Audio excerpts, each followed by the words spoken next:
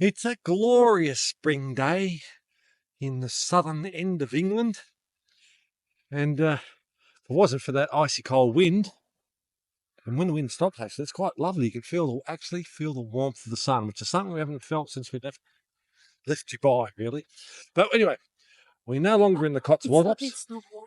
It's not cold. All right, but we're no longer in the Cotswolds, are we? We're now in oh, I can't think what some year. I forgot. We went through Hampshire. No, Oxfordshire was Cotswold. Anyway, we were going to go to Stonehenge, but we thought, it's a bit expensive. So we thought we'd take a second to check out something that we can afford, because this one's free. So where are we, you might ask? Well, I'm glad you asked, because we're at Woodhenge.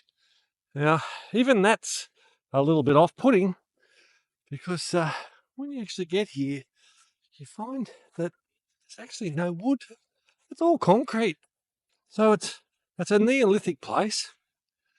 And yeah, very definitely concrete. Neolithic, meaning it's, I don't know, 4,000, 4,500, maybe up to 6,000 or 7,000 years old. And apparently all these little posts here were once wood. And they did an aerial flight over, I think in the 1950s, and discovered these little spots. And then when they came to investigate, they realised that that there were all these bits of wood, or formerly bits of wood, but when they dug under, they discovered the remnants of the poles. So, not really sure what the purpose is. Sure, the archaeologists have got plenty of expertise and grand knowledge of what these people were doing 5,000, 4,500 years ago, what their purposes were, and what their names were, what language they spoke, and what their beliefs were. Okay, what have you found here right in the middle of Woodhenge? I found a place looking like a grave with 2 cherry tomatoes, a black banana, a rose, some unusual stone. Bit of cuttlefish for your budgie. Yeah, some more flowers. I'm not too sure what the cherry tomatoes and banana is for. Maybe because the grave, the dead come out of the grave when they're hungry and they help themselves. Okay, all right. That's a little bit unusual. Didn't really expect to see. It is a strange assortment of. Oh, they've got meaties as well. Yeah. Okay. So yeah, it's a strange assortment of goodies. I must admit. And anyway, it has turned out to be very icy cold. So we've decided we're heading off. And I was only joking about not being able to afford Stonehenge. Turns out, when we went to Dover Castle, instead of just paying for our entry, we bought a yearly pass. And anything that's English history, we've got free entry to. And Stonehenge is one of them. And as free is the right price for us, let's go and look at Stonehenge. Right, before we go, that's a picture of what they think it looked like. Just timber poles up there. 2,500 BC. It was 1925.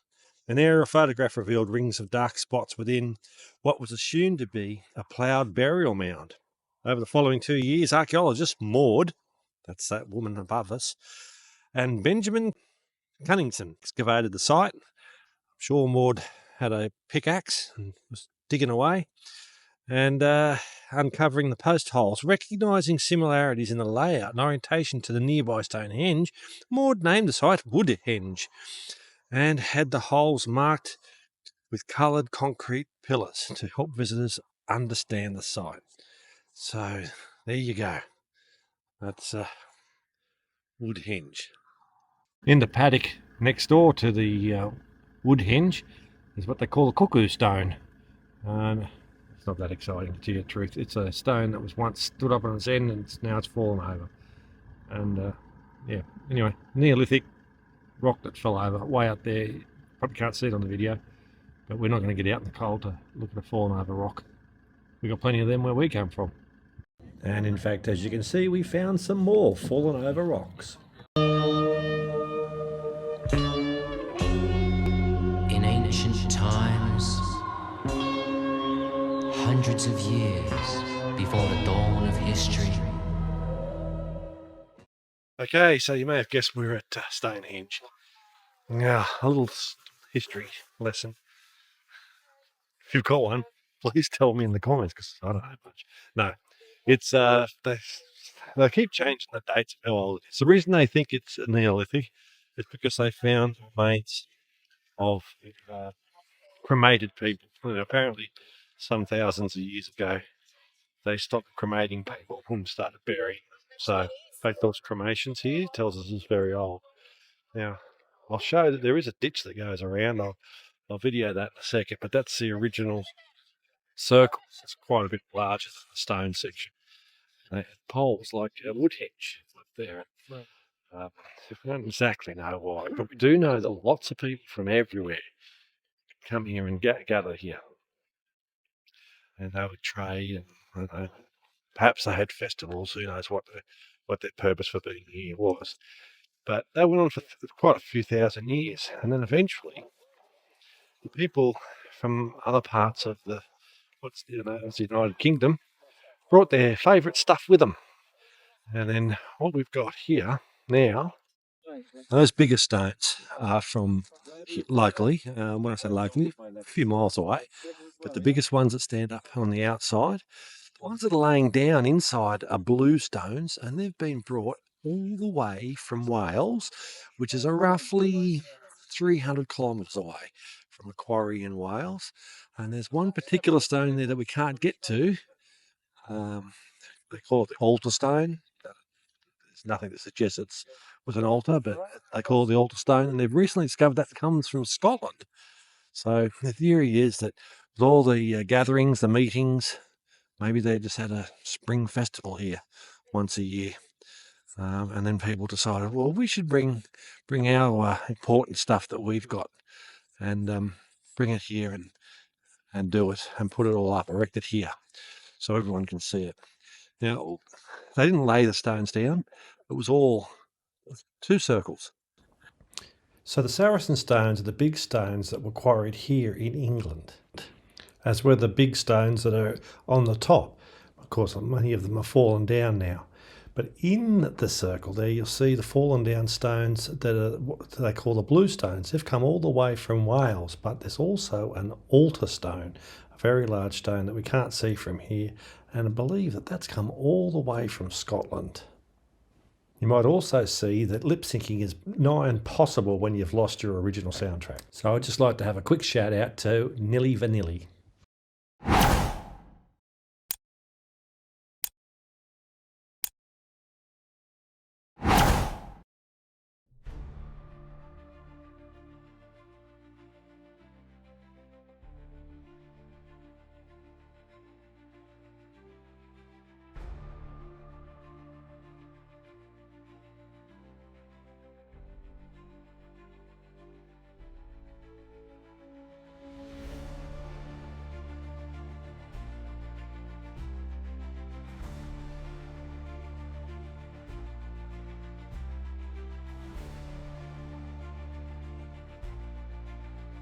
Okay, this is the Solstice stone.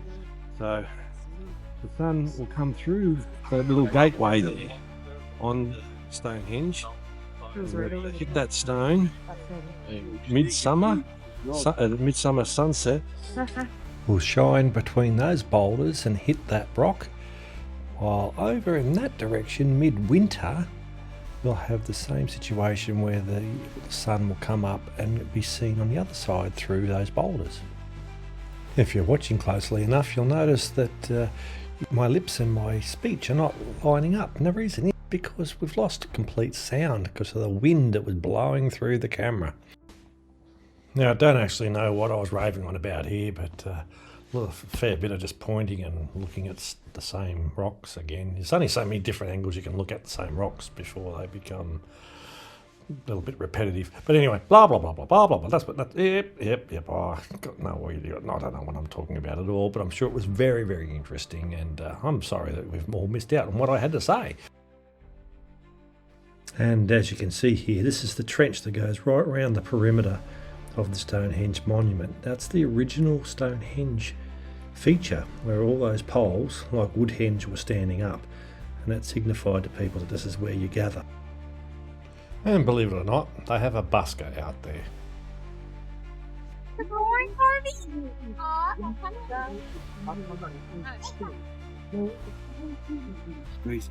Stuff in there, what you get? The Tudors, of course, to go forward in time a lot. They were down at the butts, weren't they, every weekend practicing. Tudor professional bowmen, of course, had slightly distorted bodies, didn't they, from all the effort of doing. I expect women were out hunting as well. There's no reason why not. No one knows who they were or what they were doing, but their legacy remains. That's why I got a book, because I keep forgetting stuff. You can't really see it, but that's a willow bow. Yes. That's 4.5 feet, and I discovered the other day that this was up in a place called Starcar, which is in Yorkshire, so it's Yes. up the UK. This has now been found by the University of York to be the oldest complete bow in the world. Wow. Yeah, so that is, so it's Mesolithic. Crikey, what did I do with the date? I didn't write it down, did I? What an idiot. Doesn't matter. It's going to be Mesolithic. It's going to be about, at least 11,000 years ago. Yeah. So, but it's the oldest complete boat so far. I'm sure some other country will probably end up with another one that's even older than that. No, they won't. But yes, indeed, in this country we did. That's a longbow. This is a longbow. Half of one of these was found in a bog in a place called Somerset, which is very close by here, Yep. in the early 1960s. It's called the Mere Heath bow. So half of that. So they were able to work out the height of the bow. A longbow is the height of a person plus a hand. Yeah. So probably not too bad for you or for you. Yeah. Huge upper body strength to pull a bow like this. I'm sure if any of you are archers, you'll know that anyway. It's about 18, 90 pounds, something like that. Women could have been hunting. Okay, hold on. Now, I'm not one that is really primed for accuracy myself, but this is going just a little bit too far. This lady started off talking about the Tudor times when the Tudors were about the 1600s, and we're talking about 3,500 BC here in the Neolithic times. She's holding a bow that wasn't invented till the 13th century. It's called the longbow and largely used during the 100 Years' War for England against France. Now, even if the Neolithic women weren't needed at home to be rearing the children and preparing the nuts and berries that have been gathered during the day, it would have been an Amazonian task for a Neolithic woman to pull almost 90 pounds worth of pressure back on the bow that hasn't been invented for a couple of thousand years yet. Remarkable things. So to go with a longbow, you obviously have the all-important arrows to go with them, otherwise they're a bit of a useless commodity. So they had wooden shafts, they had goose feathers, or whatever was appropriate for the time. But of course the business end are the napped flint arrowheads. So the original would have been something like this, which is a leaf design. But this one here is a one with barbs. This one's probably going to be more efficient because it's going to be more likely to stay in the animal, whereas this one is probably going to fall out. They were hunting all sorts of things. There would have been birds. They didn't have chickens and things like that, but there were wild birds which they could shoot. They were eating eggs and stuff like that. Do you know what kind of animals they were hunting? Any ideas? So they were hunting things like wild boar. Wild boar. Yeah. They were hunting deer, obviously, and they were also hunting an animal called an auroch. Have you come across an auroch before? No. I never had either. It looks like that. It's basically an undomesticated cow. But this one with attitude, because, excuse me, it stood about 180 centimetres to the shoulder, 800 kilos in weight, huge horns, and I'd imagine it was quite a challenge to hunt something like that. But the last one died in a Polish forest in 1627. So they lasted a long time. Help us grow, like, share and subscribe.